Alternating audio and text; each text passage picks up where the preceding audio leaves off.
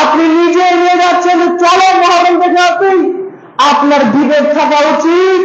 আপনার মেয়েকে, আপনার স্ত্রীকে হাজারো পুরুষ হাত ধরে টানার জন্য তারা প্রস্তুত রয়েছে। হাজারো পুরুষ আপনার মেয়েকে হাত ধরে টেনে চলে যাবে, চরকা দেখতে যাবেন আপনি, সেখান থেকে আপনার স্ত্রীকে আপনার মেয়ে গেলে চলে যাবে। তখন আপনি কি করবেন? তখন আপনার কিছুই করার থাকবে না। কাজে আপনাকে আমি বলতে চাইছি যেটা, আপনারা কোনো মতে মহরম দেখতে চরকায় যাবেন না। আপনারা কোনো মতে তাদের দলের সাথে সাপোর্ট করবেন না। আপনারা কোনো মতে তাদের দলে সাপোর্ট করে তাদের দলের সাথে গিয়ে আপনারা চরকায় যাবেন না। কারণ এগুলো নবী করিম সাল্লাল্লাহু আলাইহি ওয়াসাল্লাম হারাম করেছেন। যে সমস্ত ব্যক্তি মহরম দেখতে যাবে সে ব্যক্তি হারাম কাজ করছে।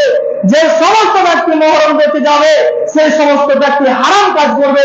যে সমস্ত ব্যক্তি তারা শোক পালন করতে গিয়ে, হোসেন রাদিয়াল্লাহু তাআলা আনহু শোক পালন করতে গিয়ে তারা নিজের চরিত্রে কাটে, সেই শয়তানকে আপনি জিজ্ঞাসা করেন, মুহররম মাসে যে আল্লাহ তাআলা রোজা দুটি রেখেছেন, দুটি রোজা করতে বলেছেন, তুমি কি রোজা আছো?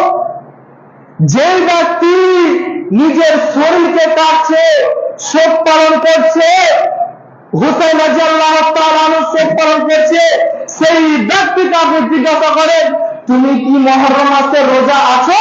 তুমি কি মুহররম মাসে রোজা রেখেছো?